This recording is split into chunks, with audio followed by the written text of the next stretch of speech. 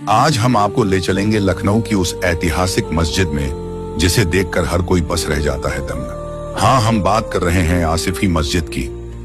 लेकिन क्या आप जानते हैं कि ये मस्जिद अंग्रेजों की चालाक योजना के बावजूद भी आज तक खड़ी है। हाँ, उन्होंने इसकी नींव में पानी भरकर इसे गिराने की कोशिश की, लेकिन यह मजबूत इमारत उनके सारे प्रयासों पर हंसती रही। और सिर्फ यही नहीं, 1857 की क्रांति के दौरान यही वही कमरे और सीढ़ियां थीं जिनमें स्वतंत्रता सेनानियों ने हथियार और गोला बारूद छुपाए थे। मतलब इस मस्जिद ने न सिर्फ लखनऊ की सुंदरता बढ़ाई बल्कि आजादी की कहानी में भी अपनी अहम भूमिका निभाई। तो अगर आप जानना चाहते हैं कि कैसे एक मस्जिद ने अंग्रेजों को मात दी और कैसे इसके गुंबद और मीनारों ने इतिहास को अपनी शान में समेट रखा, तो वीडियो को अंत तक जरूर देखें। आसिफी मस्जिद, हुसैनाबाद, लखनऊ। बीते दौर की सुंदरता और भव्यता को दर्शाती आसिफी मस्जिद आज भी लखनऊ की सबसे शानदार मस्जिदों में से एक है। इसे नवाब आसफ उद्दौला ने बनवाया था और इसका डिजाइन मशहूर वास्तुकार किफायतुल्लाह ने तैयार किया था। आसिफी मस्जिद बड़ा इमामबाड़ा परिसर का हिस्सा है और यह उसके प्रांगण के उत्तर पश्चिमी हिस्से में स्थित है। यह मस्जिद जमीन के स्तर से काफी ऊंचाई पर बनी हुई है। मस्जिद तक पहुंचने के लिए लगभग 28 सीढ़ियां चढ़नी पड़ती हैं। इसमें 2 विशाल नमाज हाल प्रार्थना कक्ष हैं, जहां शुक्रवार और ईद जैसे त्योहारों पर नमाज अदा की जाती है।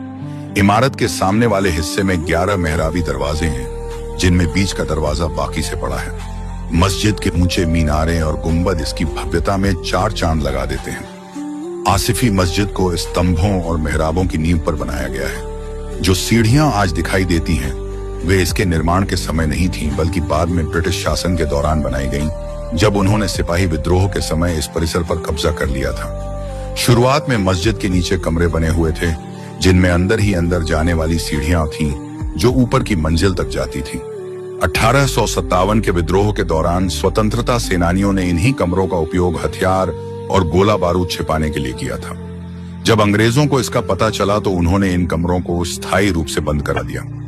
इतिहासकार श्री रोशन तखी के अनुसार 1857 से 1895 तक पूरा बड़ा इमामबाड़ा परिसर अंग्रेजों के कब्जे में था। अंततः 1895 में इसे ब्रिटिश सरकार की संपत्ति घोषित कर दिया गया।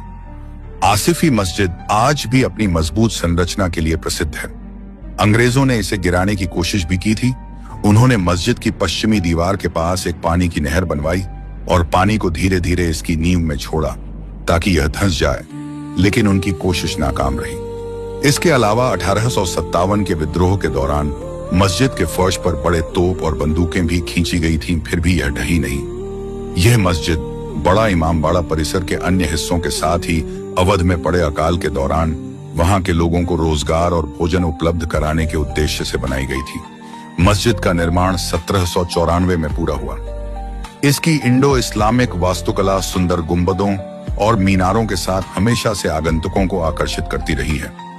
छात्रा कृतिका कौशिक कहती हैं, यह एक शानदार इमारत है जिसमें बने गुंबद और मीनारें बहुत सुंदर हैं। सेवक मोहम्मद असद कहते हैं, यहाँ नमाज पढ़ना बहुत सुकून देता है। लगता है जैसे खुदा से जुड़ना यहीं सबसे आसान हो जाता है। हालांकि मस्जिद की वर्तमान स्थिति अच्छी नहीं है। दीवारों का पलस्तर झड़ रहा है और दरारें पड़ रही हैं, वहीं बाहर की पेंटिंग काली और फीकी पड़ती जा रही है। अब जब आपने देखा कि कैसे आसिफी मस्जिद ने अंग्रेजों की चालों को झेलते हुए इतिहास के पन्नों में अपनी जगह बनाई, मैं आपसे जानना चाहता हूं, अगर आप होते उस समय, क्या आप इस मस्जिद की रक्षा करने वाले स्वतंत्रता सेनानियों के साथ खड़े होते या बस देखते रह जाते? नीचे कमेंट करके जरूर बताइए। मैं आपके जवाब पढ़ने का इंतजार करूंगा। और हाँ, अगर आपको लगता है कि ये मस्जिद वाकई अद्भुत है तो करके इसे शेयर करना मत भूलिए। अस्सलाम वालेकुम दोस्तों, मैं आपको 19वीं सदी के यानी 100 साल पुराने रामपुर के चाकू दिखाता हूँ, जो रजा लाइब्रेरी में रखे हुए हैं, यानी रामपुर के राजाओं के रखे हुए हैं।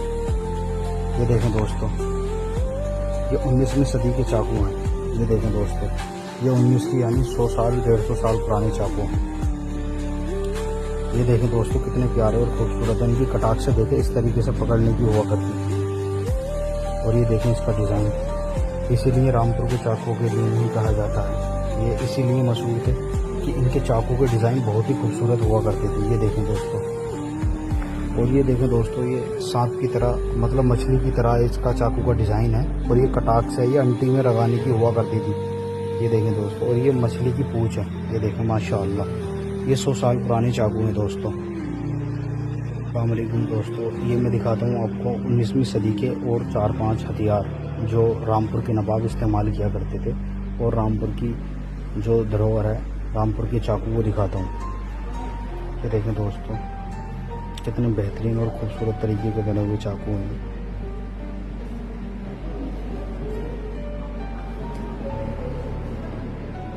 ये देखें दोस्तों, किस तरीके से बनाए जाते थे।